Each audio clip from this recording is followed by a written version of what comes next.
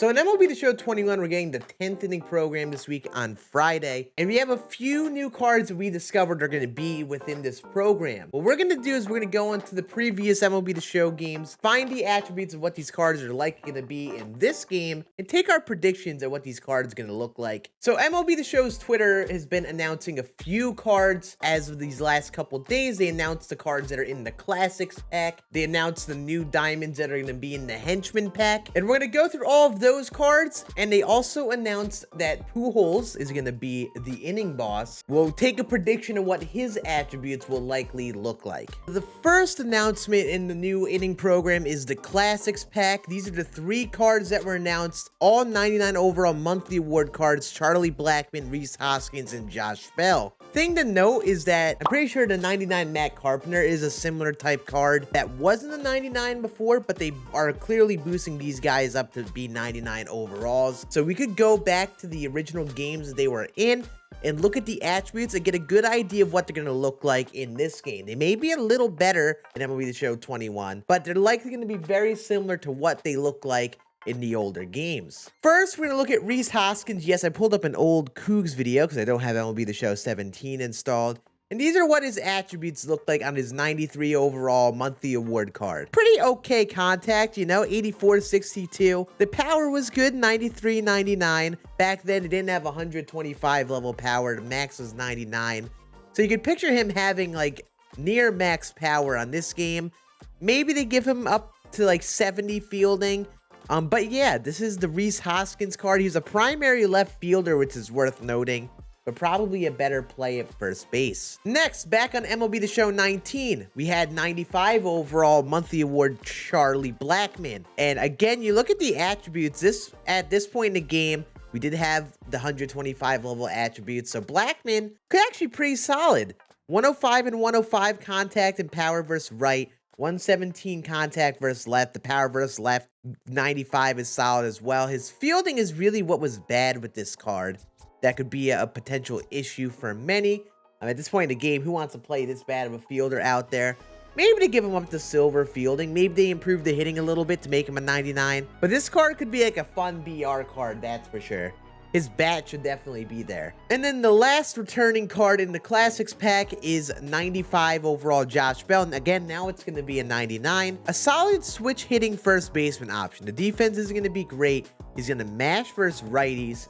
Maybe a little worse versus lefties, but a nice switch hitting option. Probably bigger power than what the Eddie Murray card has. I like this card. A lot of people like Josh Bell. This is, again, another fun BR card. But, again, these cards are mostly going to be the best fit for theme team builds for your all-time Phillies, Pirates, stuff like that. They aren't going to really start on your God Squad, very likely. So, next we have the Henchman Pack. This is the other pack that you get in the inning program. And as you see, we have a couple of future stars and a 99 Willie McCovey. In terms of the future stars, the first one is Francisco Alvarez. He is a catcher, which is an always interesting spot. From what I am looking at, what I know of Francisco Alvarez, he seems to be someone that may not be the biggest power hitter ever. Maybe he'll have like the Adley Rutschman type hitting attributes, except he's gonna be a righty only. I think he should be a nice little Mets theme team catcher. I'm not really sure how good he will be, but you know, that's a nice little future star card to get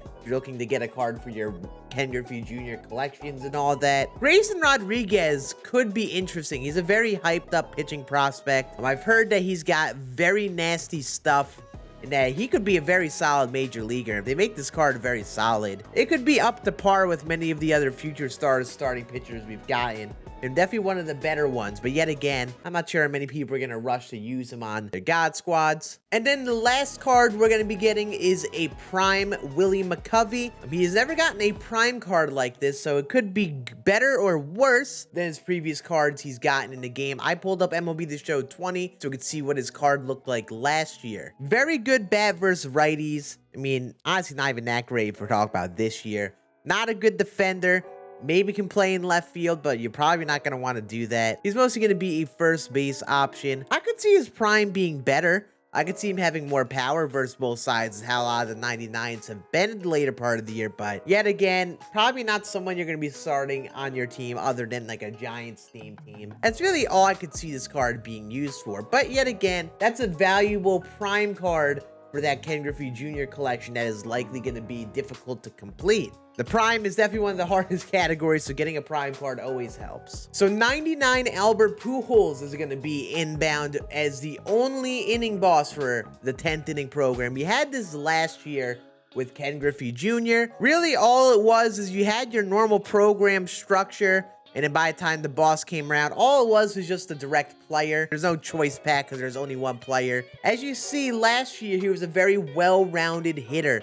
Was very good, all above 110 hitting attributes, gold fielding, and was even able to play third base, which made him a little bit more versatile. I could see them this year for a milestone Pujols, giving him nearly maxed out hitting attributes, giving him that gold fielding again, and maybe like Miguel Cabrera's card to give him the options of playing the corner outfield, because he has played in the corner outfield in his career before. Especially since it's going to be a home run milestone, very likely. He's going to have nearly maxed out power, I would say. Probably at least 120 versus both sides. And honestly, I think he's going to be a top-tier first baseman. I think people are going to use Lou Gehrig or Babe Ruth over him still, just because they're big lefty bats to get. However, he's going to have a nice hole to fill at third base. There's definitely room for a pretty solid fielding, big bat third baseman.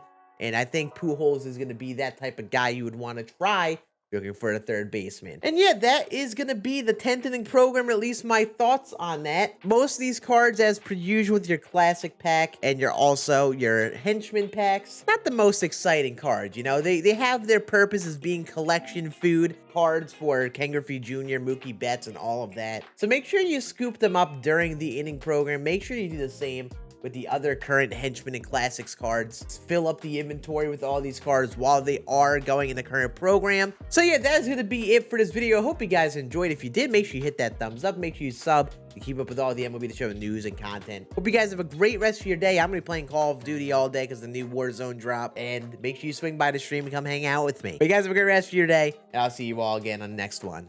Deuces.